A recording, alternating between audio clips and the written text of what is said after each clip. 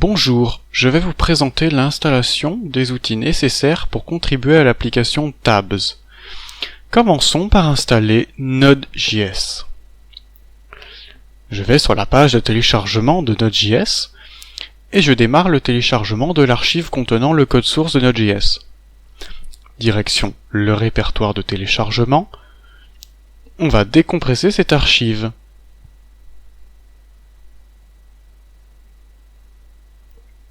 Voilà, l'archive est décompressée. On va dans le nouveau répertoire. Dedans, il y a un README et on va l'ouvrir. Entre autres informations très utiles, il y a les prérequis. On apprend qu'on aura besoin des compilateurs GCC et G++, de Python 2 et de Make. Je précise que ces langues et ces langues ++ ne sont pas requis. On va utiliser GCC et G++. La machine qui me sert à faire cette démonstration est une Ubuntu 15.04. Elle dispose par défaut de ces outils. Si vous ne disposez pas d'un de ces outils, vous devrez les installer avec votre gestionnaire de paquets. Ensuite, on devra effectuer la configuration, la phase de build et de compilation, et l'installation proprement parlée. On commence par la configuration, tout va bien.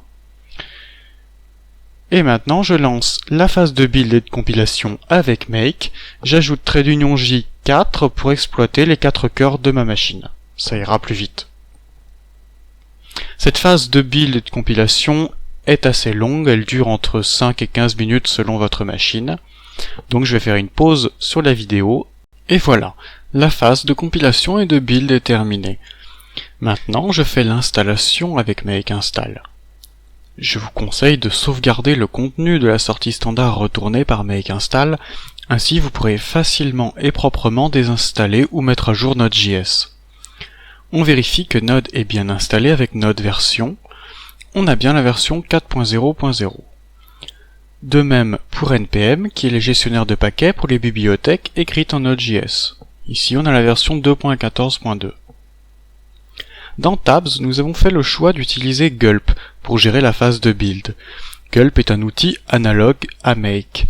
Nous allons donc installer Gulp grâce à NPM. J'utilise l'option G pour spécifier que cette installation sera globale. Cela prend en général quelques secondes.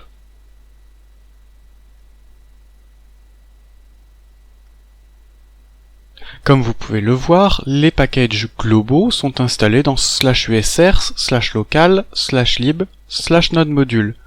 On vérifie que Gulp est bien accessible. Voilà, ça marche. Maintenant, j'installe de la même façon Bower. Bower est aussi un gestionnaire de paquets, comme Gulp, mais Bower gère les modules dont l'exécution se fait dans le navigateur du client. C'est parti. Ça prend aussi quelques secondes, quelques dizaines de secondes parfois.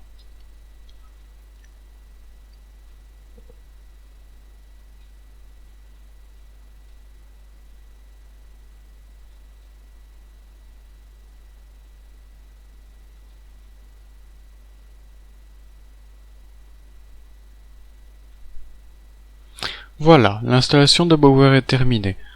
On vérifie que Bower est bien accessible. Voilà, tout va bien. Désormais, je vais pouvoir cloner le code source de Tabs. Je récupère l'URL du dépôt sur la page GitHub, git clone l'URL, et voilà, c'est cloné. Je vais dans le répertoire Tabs. À la racine du projet, il y a le fichier décrivant les dépendances de build qui seront téléchargées avec NPM. Il s'agit de package.json. On y voit dans Dev Dependencies la liste de ces dépendances.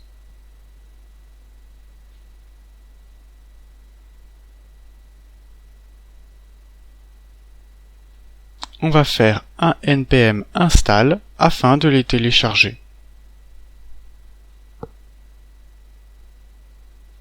Ces dépendances seront téléchargées localement dans le répertoire node module du projet. Cela peut prendre quelques secondes jusqu'à plusieurs minutes, c'est pourquoi je vais faire une autre pause sur la vidéo. Et on se retrouve juste après. Voilà, les dépendances de build sont téléchargées dans le répertoire Node Module.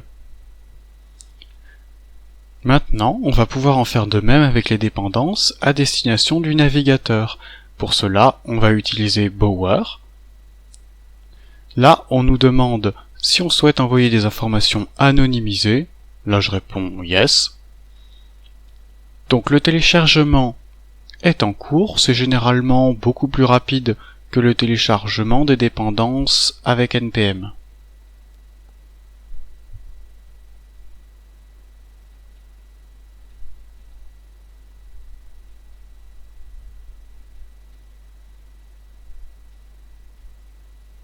Et hop, les dépendances pour le navigateur sont téléchargées. Elles sont placées par défaut dans le répertoire Bower_component. Il s'agit ici des dépendances Polymer, Samothrace, jQuery, _. Et c'est déjà la fin de cette vidéo. On a maintenant installé ce dont on a besoin pour travailler avec Tabs. Dans la prochaine vidéo, vous verrez comment on travaille avec le code source de Tabs. Merci beaucoup pour votre attention.